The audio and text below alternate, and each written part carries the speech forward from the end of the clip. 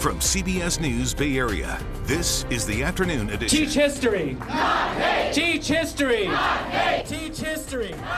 Well, right now in the Afternoon Edition, Jewish parents, teachers, and community leaders sounding off over a controversial resolution, all in response to the war in the Middle East. Good afternoon. I'm Ryan Yamamoto. Dozens of people rallied outside of Montclair Elementary School in Oakland this morning, demanding the Oakland Education Association to rescind statements they say is one-sided and has made them feel unsafe and unwelcome at schools. I am perplexed by the fact that OEA union representatives think they have any business taking an official stance on the conflict, considering they are 7,400 miles away from its center. I don't remember the union taking an official stance on any other geopolitical conflict, let alone on all other conflicts happening in the Middle East. This all started a little over a week ago when the OEA posted a declaration associating Israel with genocide and apartheid while urging district educators to teach a pro-Palestinian curriculum. The post did not mention the October 7th Hamas attack. OEA later walked back that statement. Now parents say they passed a different resolution standing unequivocally in support of Palestinian liberation. The resolution went on to say OEA would distribute educational materials for teachers to use in classrooms to teach about Palestinian liberation. And we reached out to OEA for comment on that resolution, but have not heard back. This just in, people living in the area Shore Point Court in Alameda, they've been told to shelter in place. This after crews got a call this morning that a person working on the pool got hurt when some sort of explosion happened. Our chopper was over the scene as firefighters blocked off that area of the pool. The injured worker was taken to the hospital for chemical burns. Now to San Francisco's Moscone Center. We are just one day away from the Asia-Pacific Economic Cooperation Summit, or APEC. It is the largest gathering of world leaders in the city in decades, and we're learning more about the high-stakes meeting between the U.S. and China. The White House says President Biden will meet with Chinese President Xi Jinping in San Francisco on Wednesday during APEC. Meantime, barricades started going up in the Mission yesterday. This is near the Metreon, not far from Moscone Center, where the actual conference will be held. The other high-security area at Nob Hill, where President Biden and other APEC dignitaries are expected to stay. Their meetings are centered in these two high-security zones, but there are also events scheduled at the Legion of Honor and the Exploratorium.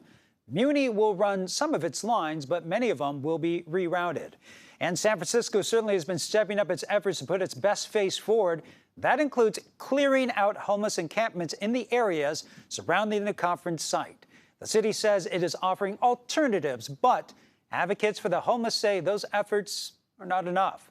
We caught up with one man named Michael Hudson, who had been living near Market and 12th Streets for the past few months. He says he was forced to leave his home because of the conference, and in the process, he's lost many of his belongings. Threw it on all the trash gets thrown in the back of a big box truck, and then they take it and haul it off somewhere. They're supposed to keep it for us, is what it says on the paper they give us, but we're not asked about it. Nobody can find any of my stuff. We'd like to see the city add some beds, maybe give some hotel rooms or do a shelter in a church, but add capacity to offset some of the displacement that folks are facing. Well, the city is encouraging displaced people to go to a shelter on Dolores Street. It says 300 additional beds will be available soon at those other 3 shelters. Do you ride BART? 500,000 people a day used to, but the pandemic and crime scared most away. We need stopgap emergency funds to make sure that these systems don't fall apart. Now BART is on the brink. All this week we expose what's wrong and what will it take for BART to survive. And when it comes to keeping BART on track financially, who should foot the bill? Is it up to BART to cut back, taxpayers and passengers to pay up, or just a little bit of both? Our Kelsey Thord shows us whatever happens, one thing seems to be sure: no one's really going to be happy.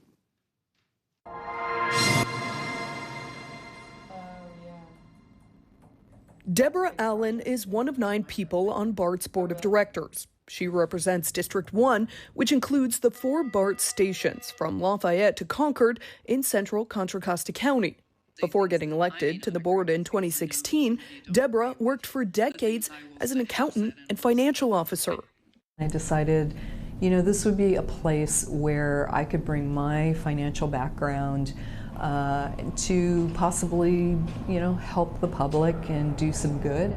But when Deborah got into office, she says she quickly realized BART's finances were in trouble.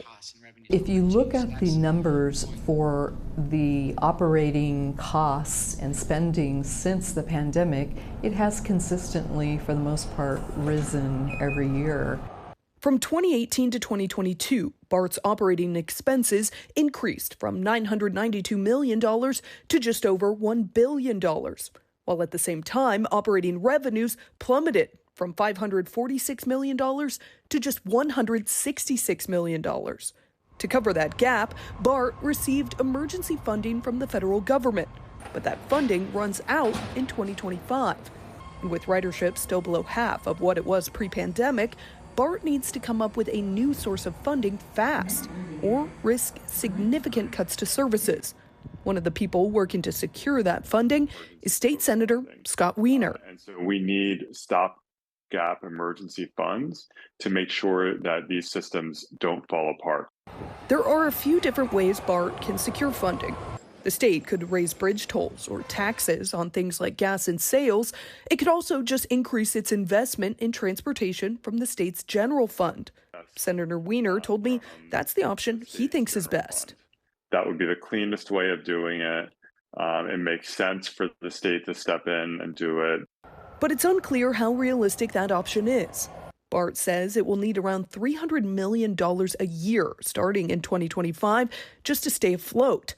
And it comes at a time when the state is dealing with its own budget deficit. That's why Senator Wiener is also the author of a bill that looks to increase bridge tolls to fund BART. And we also have ideas about how to make sure that commuters who are really commuting every day on the bridges are not harmed.